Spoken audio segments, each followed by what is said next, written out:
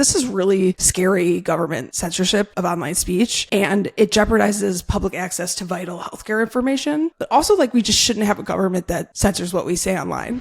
Hi, everyone. Welcome to my new YouTube series, Free Speech Friday. Right now, free speech is under attack. Across the country, states and federal lawmakers are trying to pass sweeping draconian censorship laws. The internet is powerful because of how it democratizes speech. It gives everyone a voice and allows anyone to build a platform, especially to challenge power. As I wrote in my book, Extremely Online, it's because of this power shift that we're seeing a record assault on online speech rights. The mainstream media is asleep at the wheel. They cheer on bad legislation and push moral panic narratives and manufactured outrage campaigns that are then used to justify stripping our civil liberties on the internet. I believe that the aggressive assault on free speech online is one of the most important issues of our time. So every week on Free Speech Friday, I'll be talking to the people on the front lines of the fight for free speech on the internet. This includes constitutional lawyers, digital rights activists, tech policy experts, and more. I'll be breaking down bad legislation, exposing the power players behind these attacks, and giving you ways to fight for the right to speak freely. I know tech policy can be kind of a snooze, but these laws are so incredibly important, and I really hope that I can convince you guys to care about them. Anyway, this week's Free Speech Friday is actually coming on a Tuesday because the bill that I want to talk to you about is so dangerous and bad, and it's being voted on this week in the Texas legislature. It's called HB 5510, and it's a proposed law in Texas that aims to criminalize discussing abortion online. This means criminalizing speech about abortion in emails,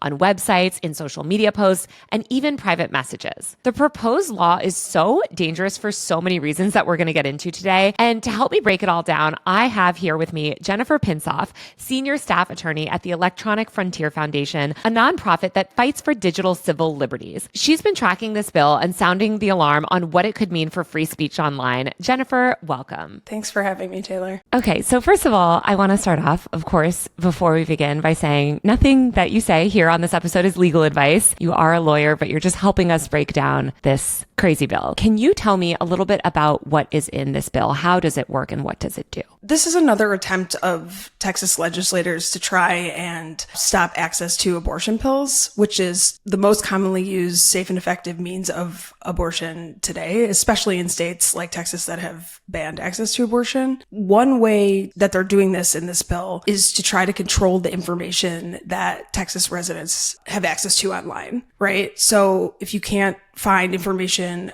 about abortion pills online, you can't order them, you can't learn about them, you might not even know they're an option, you might not know they exist. So the goal is to wipe this information from the internet, and in doing so, to silence the people that are trying to provide truthful and factual information about reproductive options. And how does that work in practice with this bill? How would it restrict access to information and speech about abortion pills online? So it's 43 pages and it's incredibly broad and confusing. I don't recommend reading it. It was not fun reading material. First, it goes after online speakers who create or post content online. Kind of the operative provision is that it makes it illegal to just provide information about abortion-inducing drugs. There's several other provisions that prohibit different kinds of speech, and it's really so broad it can be interpreted to prohibit just about every way you can share information online. So whether you're posting on social media, communicating via email or message, creating a website or a blog, all of that kind of falls under the umbrella of what they could be prohibiting here. And then in addition to covering a really wide range of speech online, it doesn't just go after the online speakers themselves, but it also targets basically every entity involved in making the content available online. So if I write a post, it's not just me that could be covered by the bill. It also covers the social media platform that I post on. It could cover the website owner, the service that hosts the website on its servers. It could be the messaging app that I'm messaging on could be potentially liable, email service. So it really goes down the line of all the online services that are helping to make this content available to people in the state of Texas. They can be sued if they allow a Texas resident to access information that helps get an abortion. Okay, let's back up and start with just the first part of what you said about how it targets anybody that's providing information or speaking online about these things. How does it go about finding who's speaking online? If I'm messaging a friend about abortion pills, could that potentially be regulated under this law? And how would they even know about it? It's one of the most interesting parts of the bill. It's structured as a bounty law. So what that means is the enforcers of the law are private citizens. Basically gives the ability of any average citizen who sees this information being posted online, who receives a message, that private citizen can basically sue anyone posting this content, take them to court, and maybe win a pretty big reward. Minimum per each violation is $100,000. Wow. We can go into why it's structured this way, and there's a lot of kind of questionable reasons for doing it this way. But yeah, so it's like a bounty law that kind of empowers anyone to go sue anyone. $100,000 is a huge amount of money. So this bill essentially incentivizes other people to narc on each other, right? To like go around and say, ooh, I heard that this person was talking about abortion, or I saw this person said something here and I'm going to report them, sue them, and get this huge payout. It kind of deputizes the public to almost surveil each other in a way that is far more comprehensive than the government could even imagine. That's definitely true. And one of the effects of this is that there's this like big looming threat of litigation, right? So there's this huge motivation for,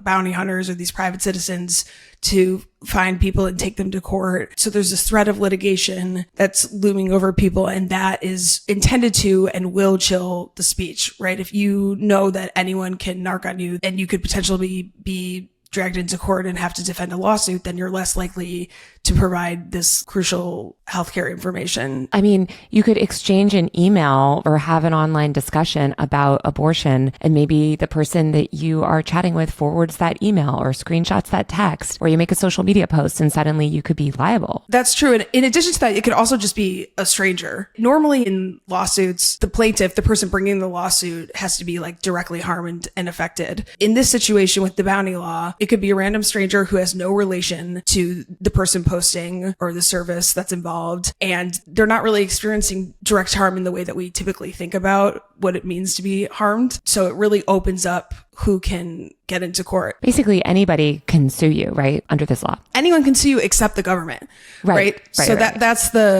that's another one of it's another feature of the bounty law that's like why it was chosen pretty intentionally, is that when you don't have a government entity in charge of enforcement, I don't want to get like too technical, but it basically makes it harder to challenge the law in court. Exactly, because it's people policing each other, not the government technically policing everyone else. What if I'm a journalist and I create a website, like a news website or something, that shares information about legal abortion services online, and I'm not emailing or texting it to anyone? It's just my own website. Yeah, given how broadly the bill is drafted, you could definitely be held liable for that activity under this law. And not just you. If you're the owner of the website, it also could be the person hosting the website on their servers. A lot of activity falls under the scope of this bill. I want to dig into that last part that you said in your first answer, which is what you just brought up again here. It's not just even the speaker that's targeted, it's also the platforms, right? And the email services or the social media platforms that are hosting this content. What effect do you think that will have on these service providers and their willingness to host this type of content? We already know that online services like social media platforms and websites, they often over-censor as it is because they're worried about being liable for users' posts. There's not really a big motivation for platforms to defend the First Amendment rights of their users. And anytime you subject them to potential legal liability, that's just going to tip the scales further in favor of over-censorship of the information. Yeah, and it seems like it's coming at a time as well when platforms are already censoring so much reproductive justice content and information about abortion. I mean, it's already hard enough on some of these social platforms to find that information. It seems like this law is just designed to further incentivize social platforms and service providers and things to take down abortion-related content. Yes, definitely. There's a couple different mechanisms that they're employing here to kind of push platforms to take down this information and to over-censor it. So first, for example, if I'm a platform and I get sued under this law, I get sued because there's a post on my social media platform that, is problematic content according to these legislators, then I can escape liability if I can show that once I learned that this content was on my platform, I promptly blocked access to their abortion-related information. So that's an affirmative defense to help you get out of liability. So basically, you can be shielded from liability if you find out about abortion-related content and take it down immediately. This seems like it would incentivize the platforms to just take down anything that might be abortion-related because they have to take action immediately if they want to be shielded from liability. Yeah, exactly. And it also grants absolute immunity. What does that mean? If I'm a platform and I took down your content and then you sue me because maybe I deny you service or I take down your content or, shadow ban or whatever it is, if you sue me, the platforms have complete immunity against those claims. So any claim based on the restriction of access to this information. That seems crazy. So you can't even, the person who has their content taken down can't even sue. That seems against what so many conservatives have been ranting about for years, which is that they feel like their content has been restricted and censored and shadow banned, and all they want is to kind of sue these platforms and make sure that their speech is hosted. However, in this case, it seems like they're sort of achieving the opposite. To be completely honest, you only have First Amendment rights against the government. A user can't bring a First Amendment claim directly against a platform anyways. So, you're reading this, you're like, why are they granting absolute immunity here? It really, in my opinion, is just so that these companies feel really empowered and feel not at all afraid of legal liability, and so that they just over-censor this content. Yeah, it seems like any content that even has a hint of liability will be removed, which is going to make it even harder because now you have people scared to even talk about abortion online because they could get sued by somebody essentially bounty hunting online. And then you also have the platforms that don't want to carry any speech about abortion because of the liability. Is this bill problematic in any other ways? Yes. So I can only imagine. So I think it's important to realize that the threat of litigation itself is really chilling the speech, right? So you don't have to have a torrent of lawsuits that actually get brought. Just the law being on the books creates this atmosphere where people don't want to be, dragged into court. And so the platforms are taking this content down. People aren't providing this information because they just are worried about having to pay hundreds of thousands of dollars to people. So I think a good example of this is SB 8, which was the heartbeat bill that it was passed in Texas before Roe was overturned, and it basically limited, you couldn't have an abortion once the heartbeat of the fetus was detected, which is really early, because it's just like an electrical impulse, right? It happens at around 6 weeks, and that's super, super early. A lot of women don't know that they're pregnant by then. I just had a friend who didn't know she was pregnant for 22 weeks. So, oh my gosh. So that law got passed, and almost immediately all the Texas clinics just got into compliance with the law. They just stopped providing abortions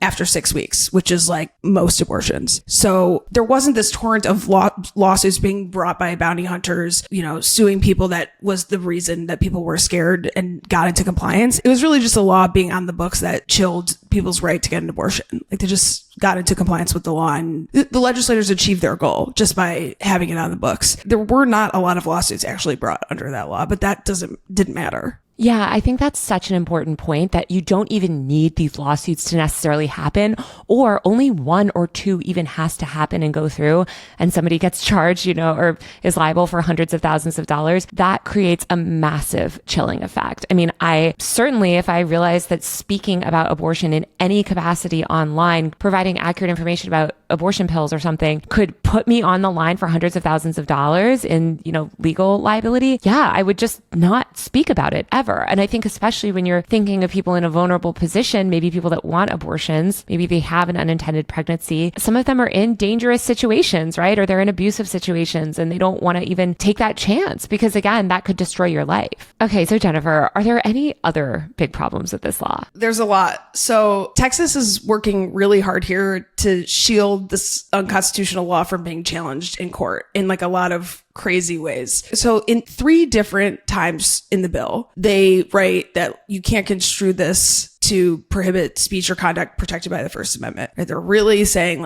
this doesn't infringe on your First Amendment rights. And even though it obviously does. Right, exactly. So saying that it doesn't do it does not make that reality. And I can't think of claims brought under these sections that we're discussing, the censorship provisions. It's really hard to imagine a claim that wouldn't implicate your free speech rights. And that's the obvious goal, right? Despite them saying over and over again that this doesn't prohibit protected speech.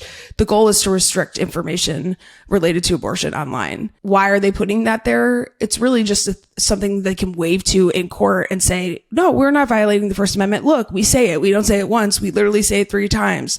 But like I said, this is a censorship law. Right. Even if you couch it as non-censorship, the goal is still achieves the censorship. Exactly. It seems like this law is intent on just criminalizing so many different entities. We have individual speech and average people being subject to liability. We have the platforms. And there's also something in this law about judges, right? And other kind of court officers. Yeah. So again, this is an effort to kind of insulate this law from legal challenge, to prevent people from bringing lawsuits to say this law is unconstitutional. It has provisions that penalize lawyers and judges for bringing lawsuits that challenge the law or for ruling against the bill. What? How is that even possible? I mean, I have not seen it before, and it doesn't seem to comport with our rule of law, but that's my perspective. Doesn't matter, I guess, in Texas. So if you try to challenge this law and you are a judge and you rule to overturn it, or you're a lawyer that wants to fight this law, you also are in trouble, basically? Yeah, I mean, and it's complicated and it depends on a bunch of different factors, but like, for example, the law strips Texas state courts of jurisdiction even just to hear constitutional claims, which is pretty wild. And if they do, and like if they rule against the law, they're subject to big fines, like $100,000 penalties. So, oh my God. That's Texas state court judges. And there's also like provisions about attorney's fees and other costs. So it really is bending over backwards to try to keep people from challenging the law. This law restricts speech in so many ways, and the legislators know it, in my opinion. So they're trying to insulate this law from legal challenges. And that's just not how our society works. Like, we have judicial review for a reason, and it undermines our principles of rule of law. And it really is just antithetical to our democracy. So yeah, not good stuff. Yeah. It seems like there's just all of these laws, as you mentioned, where they know that these are censorship laws. And you can tell that they know that they're censorship laws because they have built all of these supposed safeguards to protect these bills, and if they become laws, from any sort of legal challenges, right? That are speech related or censorship related. Yeah. And once the law gets passed, and it's really hard to challenge, just the law being on the books chills people from accessing and providing care. And that's the goal here. Texas, Utah, there's like Florida, some of these states that are like worst offenders, in my opinion, for censorship laws, speech laws. But it seems like this law is being passed in context of some broader legislation happening across the United States, right? So this has kind of been an ongoing national effort to restrict not just access to abortion, but whether and how we can discuss it. First of all, in Texas, this is not their first bite at the apple. They wrote a very similar, really bad bill that didn't get very far. I think it was in 2023. So that effort failed, and then they revamped it, changed some stuff, and came back, and they're trying to push it through this time. And they're definitely getting closer than they did last time, which is terrifying. But it's not just Texas. So like I think it was right around the time when Roe got overturned. So National Right to Life Committee came out with the blueprint bill that was meant to be used as a model in, states that wanted to ban abortion. And one aspect of that bill was online speech restrictions. And so that has sort of been an impetus for states around the country to look into censorship of abortion related information. In South Carolina, they've tried twice to pass it. They're all a little bit different and do different things, but similar bill targeting online speech about abortion related information. That bill failed both times. And then there's also a law that recently got introduced in Alabama. We're tracking that closely, but yeah, this is a national, statewide effort. I feel like we're seeing an unprecedented amount of state laws that are challenging free speech rights. We're also seeing a lot of national laws too, some laws that have not gone through, but there's a lot of really bad federal legislation that's also aimed at targeting speech rights. And I feel like that's a whole other can of worms we can get into, but that's totally right. I feel like I started, Roe got overturned when we had a Democratic presidency. And so I was really focused on states and all the states banning things that we should have constitutional right to. But then, now it's a whole nother ballgame. There's the federal front. It's scary. I think there's also this war on the platform side. And as you mentioned, right, right? Like these are private companies. You don't have like a First Amendment claim against Facebook to like host your speech. But I think everyone at this point in time at least recognizes that we have this sort of duopoly between Meta and Google that controls a massive amount of speech online. And I mean, obviously there's TikTok and X too, but these platforms are a major way that people access news, information, and information about health. I mean, we saw this in the beginning of the COVID pandemic. This is where people were going to get information about vaccines and things like that. But it's also where a lot of young people turn for information about reproductive health and abortion related information. So I know that you've done also a bunch of other work kind of towards drawing attention to that. I guess, can you talk a little bit about how this type of bill intersects with this broader issue of social platforms increasingly restricting abortion related content on their apps? As we touched on earlier, we already know that platforms are often over censoring this just because they're worried about legal liability and there's not much incentive for them to keep this content up. And with the states increasingly banning abortion, access to accurate abortion information has never been more critical, especially online, like you said, especially people in states where abortion is banned, but also just, young people and people across the country. That's where they're getting this information about their rights and their ability to access certain healthcare. And we've noticed a troubling trend. I mean, it was happening before Roe versus Wade got overturned, but certainly it's increasing since the removal of abortion-related content, right? And often this content that's being removed, posts might be taken down or people's accounts might be shut down, but it's all, removing abortion-related content. And often that content is legal and factual information, like abortion pills can be mailed. And it's also being taken down many times without a clear justification as to why, or like without a really clear policy basis. And we've seen more and more examples. It's been reported on in the media. Like you said, it happens across platforms, all the popular platforms. And so noticing this trend, we at EFF partnered with a coalition called Repro Uncensored to launch a campaign called Stop Censoring Abortion. And that campaign is about calling attention to this issue. What we've done is we created a survey to collect stories. You can go to our website. You can type in Stop Censoring Abortion into Google and it'll take you someplace where that will get you to the right place. But we have a survey that we're asking people to report incidents of takedowns of this kind of content. And we're trying to collect these stories, kind of understand the trends. And then the goal is to call attention to this problem and demand that there's increased transparency in the tech companies' moderation policies and hopefully stop the censorship of this essential, sometimes life-saving guidance and resources. There's so much censorship. I mean, especially on Meta platforms that I've definitely experienced. Everyone knows my drama with Meta, but I've lost multiple accounts to community guidelines violations that I think were unjustified. But I think what's so scary too is the shadow banning. I've spoken to so many activists and reported on this over the years, but they'll start sharing information about abortion and it's not even getting taken down explicitly, but their account reach is decreasing. Suddenly they can't monetize as much. And it's sort of this like quiet censorship that these platforms enact. And as you mentioned, there is no transparency. There's no way to why that's happening. And also, as you mentioned, there's no like specific legal reason that they're doing it. It's more this kind of like fear that it might become a liability for them. And so just to be safe, it's downranked. I think during Trump's first presidency and even into Biden's presidency, you had a lot of liberals calling for crackdowns on these platforms and for good reason, right? Like there's so much rampant misinformation and bad info on these platforms. And I think they wanted the platforms to take a heavier hand in moderation. But I think when we ask platforms to take a heavier hand in moderation, they're often just going to sort of default to laws in the government and just like look at things that might be dicey for them and restrict that content or downrank it in their algorithms. So it seems like transparency and understanding a little bit more about how these moderation decisions are made would be really helpful. Yeah, transparency is key. And, that's kind of why we launched this campaign, because one way we hope to be effective at putting pressure on the platforms is when users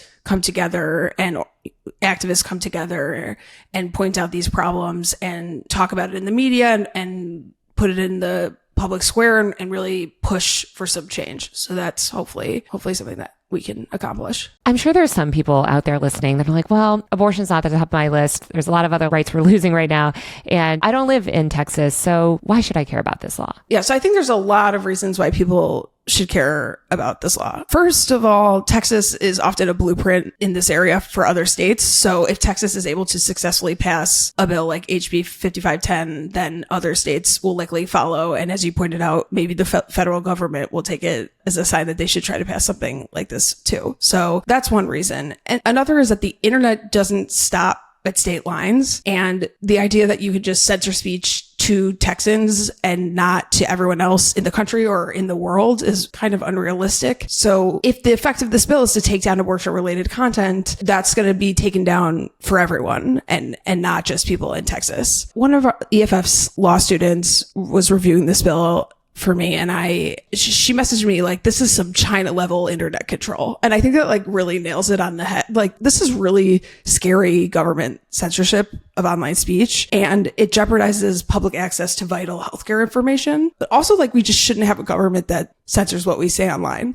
I mean, well, obviously we completely agree on that. I think it's so terrifying how normalized censorship is becoming online. And as you mentioned, these state laws don't stop at the state. I've talked about this with age verification as well. There's this idea of like, oh, well, we're only policing within Texas, but that's not true. These their moderation policies aren't state by state. Their moderation policies are pretty broad and they cover entire regions like North America. So as you said, it doesn't stop at state lines. If there are these sort of heavy-handed restrictions in Texas, these platforms are incentivized to just moderate that content on a much broader scale outside of Texas because they're not going to have specific state level policies. And I think, as you mentioned as well, like the way that these things trickle up to the federal laws is terrifying too, because it comes at a time when we're seeing so many federal efforts to have, as I would also call like China level authoritarian censorship of speech. It just seems like there's so many problems with this bill. Yeah. I mean, like what we talked about before about these weird penalties on judges and like trying to insulate it from judicial review. Those are like attacks on the way our law functions. And that's, if you could do it in Texas, then it's a model for other states. Also, I'd say that like, even if you're not someone who cares about reproductive rights, if you allow a government to censor X information that they find problematic, like it could be Y the next time around. So I think we all should be worried about what the government allows us to say or not say, to read or not read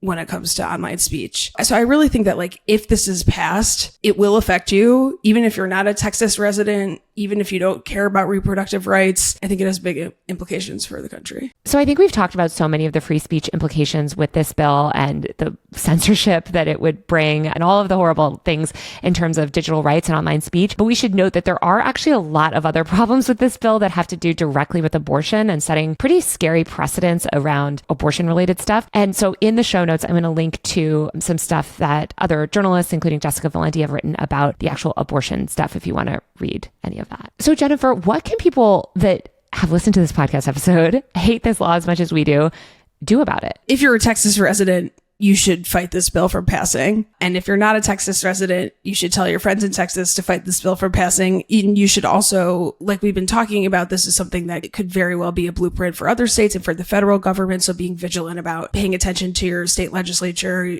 and paying attention to what your federal representatives are doing and make sure that you are voicing your opposition to bills like this. That's one thing. And then along the lines of how to keep the platforms from just over censoring this themselves, I think if your content has been taken down that was related to abortion, then you should let us know. Report your incident to the Stop Censoring Abortion campaign, and we can together try to elevate this issue and put pressure on the platforms to stop this over censorship. All right, Jennifer. Well, thank you so much for chatting with me today. Thanks so much for having me and for being interested in this bill and this issue. All right, that's it for the show. If you like this video, subscribe to my tech and online culture newsletter, usermag.co. That's usermag.co, where I discuss all of this stuff and more. Please also don't forget to hit the subscribe button below and let me know what you think about this law in the comments. Also, my national best-selling book, Extremely Online, is finally out on paperback. It has a beautiful new cover and you can pick it up wherever books are sold. The Electronic Frontier Foundation also just launched the 6th season of their podcast, How to Fix the Internet.